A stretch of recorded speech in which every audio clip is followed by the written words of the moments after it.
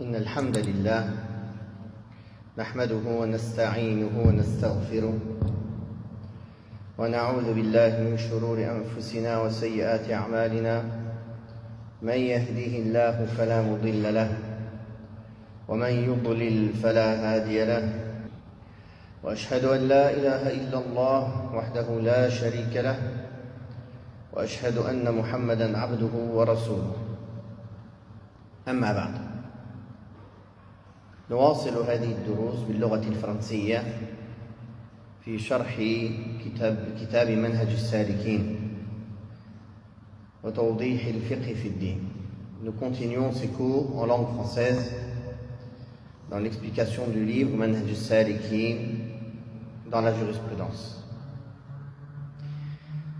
Nous en sommes arrivés au chapitre concernant les prières surérogatoires. Bab Salat al-Tatawwu'. Avant de commencer à écouter la lecture de ce chapitre, il faut savoir qu'Allah subhanahu wa ta'ala a fait que la salat est l'œuvre la plus importante après la double attestation de foi. L'œuvre du corps, l'œuvre visible, la plus importante en islam. Elle est le pilier principal de cette religion. Et le prophète sallallahu alayhi wa sallam en a fait la différence entre le croyant et le mécréant. Cette salat qu'Allah subhanahu wa ta'ala a révélé au prophète sallallahu alayhi wa sallam pour la Ummah au-dessus des 7 cieux, à la différence des autres ordres religieux qui ont été révélés sur terre. Cette salat qu'Allah ta'ala a appelée Iman, وَمَا كَانَ اللَّهُ لِيُضِيعَ إِيمَانَكُمْ. Il a appelé la salat Iman. Cette salat qu'Allah Ta'ala a rendu obligatoire, les 5 prières obligatoires de jour et de nuit, il a fait des prières surérogatoires en plus pour la renforcer, pour s'y préparer, pour combler le manque qu'on a pu avoir dans les obligations, pour que le musulman soit constamment dans cet acte qui plaît le plus à Allah. Car la salat, elle réunit plusieurs actes qui plaisent à Allah. Le serviteur adore Allah avec ses membres, avec sa langue, avec son cœur, avec son regard. Chaque chose qu'il fait dans la salat, il le fait d'une manière qui plaît à Allah subhanahu wa ta'ala. Il évoque Allah, il lit la meilleure parole, la parole d'Allah, le Coran. Il se prosterne, il s'incline, il se tient debout, etc. Alors il a fait, pour renforcer cette salat, pour combler le manque qu'il y a dans cette salat, pour s'y préparer quand c'est pour les prières surérogatoires qui précèdent les obligations, pour s'y préparer et pour la renforcer, pour la combler, pour nous élever en degré, il a légiféré des prières surérogatoires. Salat ou tatawwu'. Nous avons parlé d'une partie de ces prières qui sont les 12 que l'on fait avec les prières obligatoires, les rawatib, les prières surérogatoires liées aux prières obligatoires. Et ici, dans ce chapitre, le cheikh va parler d'autres prières surérogatoires importantes en islam. Il faut savoir que l'être humain, dans sa vie, il a des moments de motivation et des moments de faiblesse. Il a des moments où il est en bonne santé, il est en force, il a du temps, et des moments où il a moins de santé, moins de force, moins de temps, moins de motivation. Donc, celui qui, quand il est dans les moments de motivation, dans les moments où il est en force, il ne fait que les obligations. Alors quand vont venir les moments de faiblesse, qu'est-ce qui lui reste pour protéger ces obligations-là? Rien. Il n'y a pas de rempart. Il va négliger une partie de ses obligations. il va négliger une partie de ses obligations. Au début, il va peut-être faire des choses détestables jusqu'à arriver à des choses interdites. Il va peut-être retarder la prière ou retarder son arrivée à la mosquée, rater takbirat al-ihram, puis après arriver vers les derniers, puis après laisser la prière en groupe, puis après faire la prière obligatoire seul, mais vers la fin de son heure, puis jusqu'à ce qu'il, parfois, il va la laisser sortir de son heure, ou al-iyadu billah, peut-être même la délaisser. Donc, dans les moments de force, de motivation, il est important de se renforcer avec des prières surérogatoires. Pour qu'au moment de la faiblesse, au moins, s'il y a quelque chose qui doit prendre et faiblir, ce sera plus les surérogatoires que les obligations. Et c'est pour cela que les savants disent, celui qui ne prie pas du tout les rawatib, rajulusu, est une mauvaise personne. Pourtant, on va dire, il ne fait pas de haram. Pourquoi? Parce qu'ils ont vu sur le long terme une personne qui ne préserve pas correctement les rawatib, au bout d'un moment, il va avoir des manques dans ses obligations. D'une manière ou d'une autre. D'une manière ou d'une autre. D'où l'importance des prières surérogatoires. Aussi, dans le hadith authentique, le prophète sallallahu alayhi wa sallam a dit, le premier acte sur lequel la personne sera interrogée le jour du jugement dernier est sa salat. Si elle est complète et satisfaisante, il aura réussi. Sinon, il sera dit, regardez dans les prières surérogatoires de mon serviteur s'il y a quelque chose pour combler les manquements qu'il y a dans les obligations. Alors celui qui n'a pas de surérogatoire, qu'est-ce qu'il fait? Qu'est-ce qui va venir combler les manquements dans l'obligation? Et sans aucun doute, personne d'entre nous ne peut prétendre qu'il fait toutes ses obligations à la wajh al-kamal, de la meilleure des manières. Qu'elles sont toutes faites parfaitement, correctement, concentrées à son heure, avec ses conditions, ses obligations, ses piliers. Est-ce que quelqu'un peut prétendre cela? Non. Sans aucun doute, tout le monde a des manquements dans ses obligations. Donc il a besoin de les combler par des œuvres surérogatoires. Donc le cheikh ici va citer une partie de ces prières surérogatoires. Naam, tfaddal. Bismillah, alhamdulillah, wa salatu wa salamu ala rasulullah. Allahumma ighfir lana wa li shaykhina wa li jami'il muslimin. Le chapitre concernant les prières surérogatoires. La prière de l'éclipse. Elle constitue parmi les prières surérogatoires la plus confirmée, vu que le prophète sallallahu alayhi wa sallam l'a accomplie et a exhorté les musulmans à faire de même. Elle s'effectue selon la manière rapportée dans le hadith de Aïcha radiyallahu anha, qui a dit que le prophète sallallahu alayhi wa sallam pria la prière de l'éclipse à voix haute en effectuant 4 inclinaisons et 4 prosternations en 2 unités de prière. Non. Donc le cheikh a cité ici la prière surrogatoire la plus confirmée, la plus importante chez les Hanabila et chez lui, qui est Salatu al-Kusuf. Salatu al-Kusuf, la prière de l'éclipse. Quand on dit la prière de l'éclipse, cela peut être l'éclipse de la lune ou l'éclipse du soleil. Ça c'est un. Deuxièmement, ça peut être une éclipse totale comme une éclipse partielle. Troisièmement, la prière de l'éclipse, l'éclipse est arrivée au temps du prophète sallallahu alayhi wa sallam après la mort de son fils Ibrahim radiyallahu anhu. Et les gens ont dit le soleil s'est éclipsé à la mort d'Ibrahim. Et le prophète sallallahu alayhi wa sallam a dit la lune et le soleil sont 2 signes parmi les signes d'Allah il ne s'éclipse pour la naissance ni pour la mort de personne. Quand vous voyez l'éclipse, priez. Priez.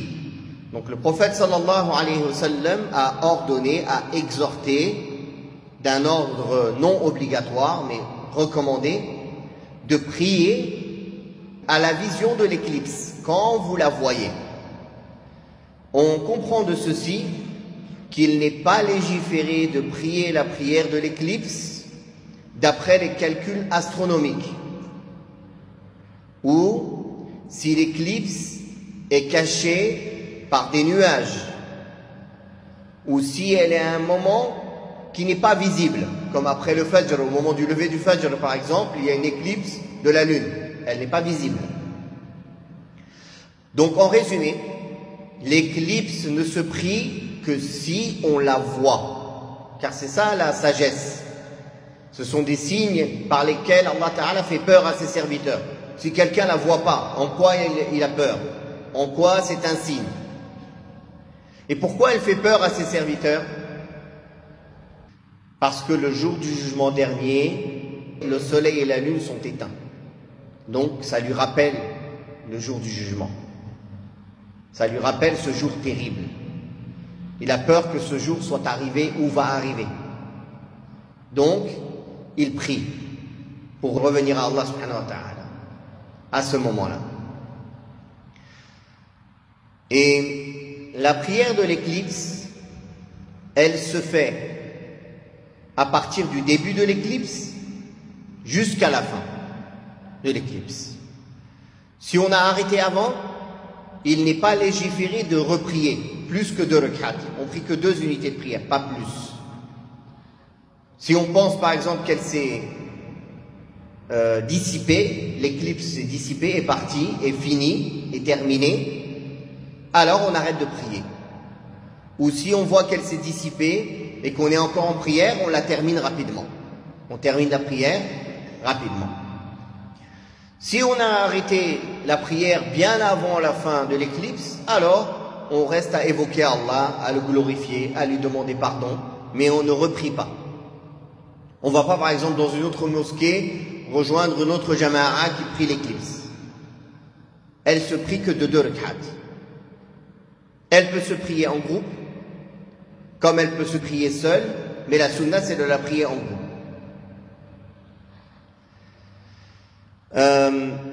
Qu'est-ce qu'on peut dire d'autre sur la prière de l'éclipse? La manière de l'accomplir. La manière de l'accomplir. Il y a une manière qui est préférable, qui est sunna, qui est recommandée. C'est la manière qui est rapportée dans le hadith de Aïcha, de faire dans 2 unités de prière 4 ruku' et 4 sujud. Dans 2 unités de prière, faire 4 ruku' et 4 sujud. Comment cela? On dit Allahu Akbar, on lit, on s'incline, on se relève de l'inclinaison, on lit, on s'incline, on se relève de l'inclinaison, on va à la prosternation, on se relève, on va à la prosternation, on se relève pour la 2e unité de prière qu'on fait pareil. C'est-à-dire que dans chaque unité de prière, on lit 2 fois et on s'incline 2 fois. Ça, c'est la meilleure manière de le faire. C'est la sunna. Si quelqu'un fait 2 rak'at normales, sans s'incliner 2 fois, sa prière est valide. Sa prière de l'éclipse reste valide. Mais le mieux, c'est qu'il s'incline 2 fois. S'il s'incline 3 fois, s'il s'incline 4 fois, s'il lit et s'incline 3 fois, 4 fois, alors ceci a été rapporté aussi dans certains hadiths. Les savants ont divergé. Est-ce que ces hadiths, on les considère faibles car elles contredisent le hadith de Aïcha et que l'éclipse ne s'est passée qu'une seule fois au temps du prophète sallallahu alayhi wa sallam? Ça, c'est une réponse. D'autres disent non, il y a eu 2 éclipses au temps du prophète sallallahu alayhi wa sallam. Donc les hadiths qui parlent de la manière de faire, des différentes manières de faire, montrent les différentes manières que le prophète sallallahu alayhi wa sallam l'a faites. Ça, c'est une autre réponse. La 3e réponse, c'est que ce qui a été rapporté de 3 ruku', 4 ruku', 3 inclinaisons, 4 inclinaisons, ceux-ci sont des paroles de Sahaba et non pas du prophète sallallahu alayhi wa sallam. Donc, il y a divergence sur cette question. Ce qui est sûr, c'est que la meilleure manière de faire, c'est celle qu'on a citée précédemment. 2 unités de prière, avec donc chaque unité de prière, 2 lectures et 2 inclinaisons et 2 prosternations. C'est clair?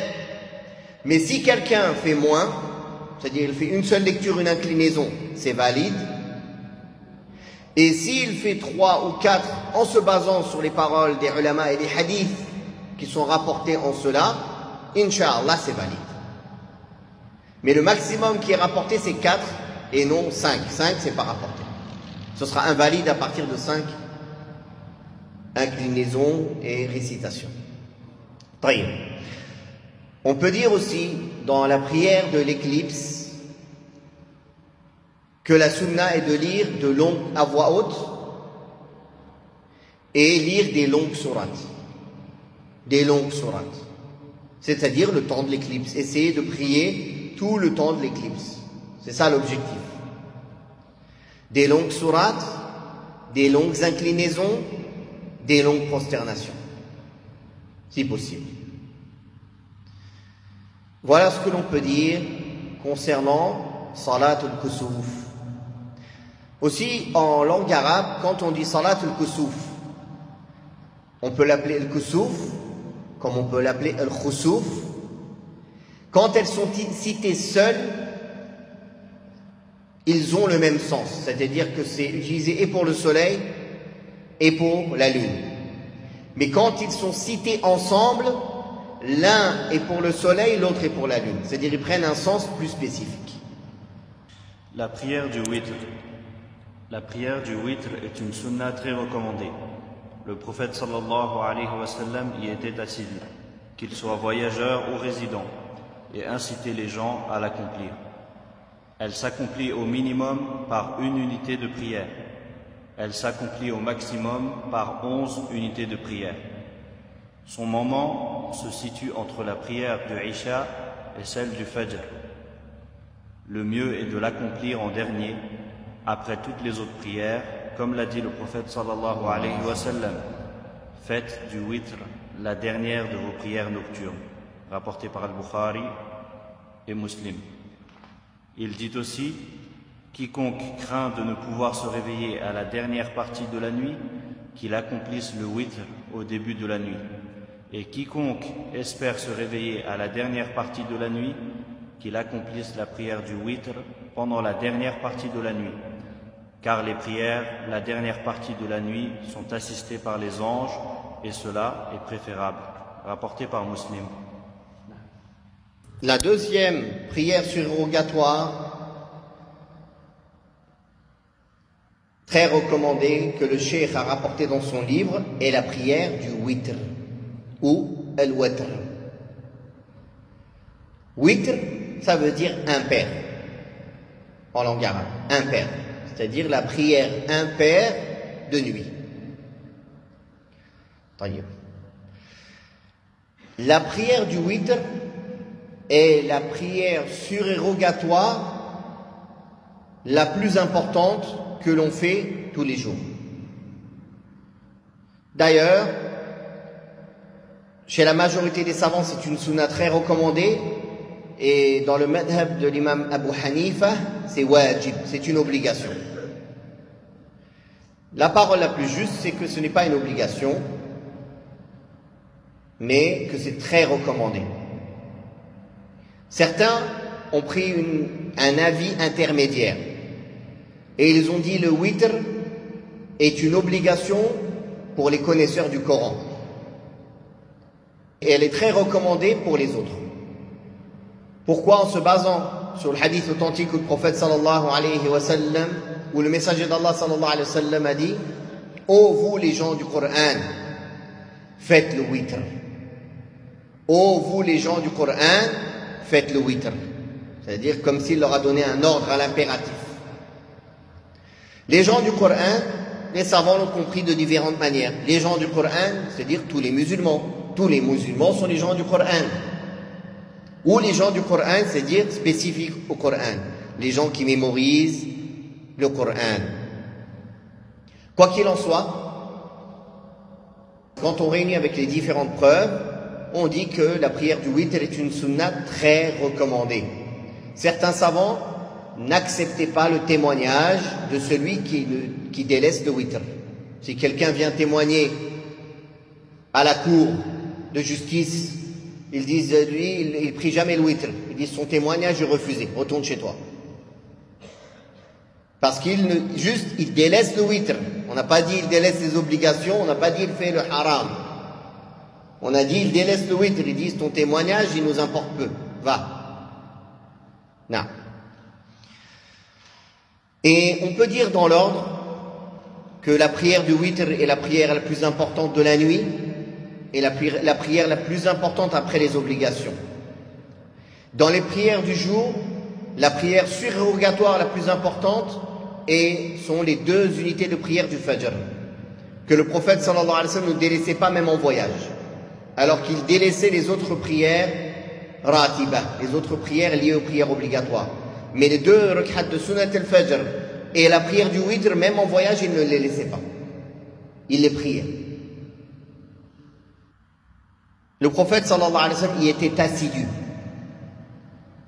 que ce soit en voyage ou résident, et il incitait les gens à l'accomplir. On a cité un des hadiths qui incite de l'accomplir, et le cheikh a cité d'autres hadiths qu'on a pu entendre, comme la parole du prophète sallallahu alayhi wa sallam: faites du witr la dernière de vos prières nocturnes. Le prophète sallallahu alayhi wa sallam a dit aussi: quiconque craint de ne pouvoir se réveiller à la dernière partie de la nuit, qu'il accomplisse le witr au début de la nuit. Et quiconque espère se réveiller à la dernière partie de la nuit, qu'il accomplisse le witr pendant la dernière partie de la nuit, car les prières de la dernière partie de la nuit sont assistées par les anges, et cela est préférable, rapporté par l'imam Muslim. Donc on voit qu'ici que le prophète sallallahu alayhi wa sallam a enjoint, a incité de prier la prière du witr. Même si quelqu'un a peur de ne pas se réveiller à la dernière partie de la nuit, qu'il les prie avant de dormir, ou qu'il les prie juste après la prière de l'Aïcha. Quelle est l'heure de la prière du witr? Quand est-ce qu'on peut l'accomplir? On peut l'accomplir à partir du moment où on a accompli la prière de l'Aïcha. C'est important de dire à partir du moment où on a accompli la prière de l'Aïcha. Pourquoi? On n'a pas dit à partir de l'heure de l'Aïcha. Pour plusieurs raisons. Le voyageur ou la personne qui est réunie entre le Maghrib et l'Aïcha, pour une raison valable, il peut accomplir le witr directement après, même si l'heure de l'Aïcha n'est pas encore entrée. Ça, c'est un. Deuxièmement, celui qui retarde l'Aïcha ne pourra pas accomplir le witr avant d'avoir prié l'Aïcha, même si l'heure de l'Aïcha est entrée. La prière de witr, elle a 4 degrés quant à son moment, 4 degrés de préférence quant à son moment de prière. Le plus haut degré est de la prier dans le 5e, 6e de la nuit. Qu'est-ce que ça veut dire 5, 6e? C'est-à-dire si on partage la nuit en 6 parties, la 5e partie. La nuit, c'est entre le Maghrib et le Fajr. Il y a 6 heures. On partage en 6. Donc, chaque heure est une partie de la nuit. Le meilleur moment pour prier le witr, c'est quand? À la 5e heure après le Maghrib. C'est-à-dire, si le Fajr il est par exemple à 4 heures, entre 2 heures et 3 heures du matin. C'est le meilleur moment pour prier le witr. Taïb. Vous allez me dire, d'où tu sors ça? Nous sortons ça de plusieurs preuves. Le prophète sallallahu alayhi wa sallam a dit: la meilleure prière est la prière de Daoud. Et le meilleur jeûne est le jeûne de Daoud. Il priait, il dormait la moitié de la nuit, en priait un tiers, puis redormait un 6e. il dormait la moitié de la nuit, en priait un tiers et redormait un sixième. Quand on fait le calcul, ça partage en 6 la nuit. Et on voit que le meilleur moment pour prier est le 4 sur 6 et 5 sur 6. Mais 5 sur 6 encore mieux, car c'est dans le dernier tiers de la nuit. Et le prophète sallallahu alayhi wa sallam a dit que Allah Ta'ala descend au ciel le plus bas dans le dernier tiers de la nuit. C'est pour ça qu'on dit que le meilleur moment pour prier le witr, c'est quand? Dans la 5e partie sur 6 de la nuit. C'est clair? Non. Donc, prier le witr, c'est à 4 degrés différents. Premier degré, celui que l'on prie après avoir dormi, le witr que l'on prie qui succède un sommeil et qui précède un sommeil. Le witr que l'on prie qui succède un sommeil et qui précède un sommeil. C'est-à-dire qu'on dort, on se lève, on prie, puis on redort. Et on se lève pour le fajr. Ça, c'est le meilleur witr. Surtout s'il est à la 5e partie sur 6 de la nuit. Et de faire comme Daoud, alayhi salam, et comme le prophète sallallahu alayhi wa sallam, qui priait dans le dernier tiers de la nuit, puis qui se rendormait un peu avant le fajr, puis qui se levait pour le fajr. Ça, c'est le meilleur degré. Celui qui le suit, qui est moins bon que celui-là, c'est de prier après un sommeil, même si on ne se rendort pas après.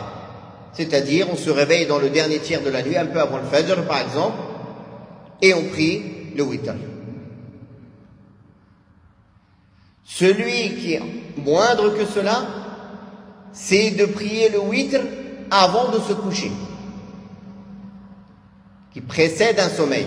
Donc le plus haut degré, la prière du witr qui succède et qui précède un sommeil. Le deuxième degré, la prière du witr qui succède un sommeil. Troisième degré, la prière de witr qui précède un sommeil, c'est-à-dire avant de dormir. Et le dernier degré, c'est prier le witr juste après l'Isha. Pas juste avant de dormir, juste après l'Isha.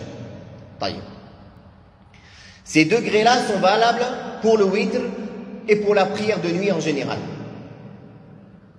Il est mieux de prier après un sommeil et avant un sommeil dans le dernier tiers de la nuit. Sinon, il est mieux en deuxième degré de prier après un sommeil dans le dernier tiers de la nuit, même si on ne redort pas après. Le troisième degré de prier avant de dormir et le quatrième degré de prier après l'Isha.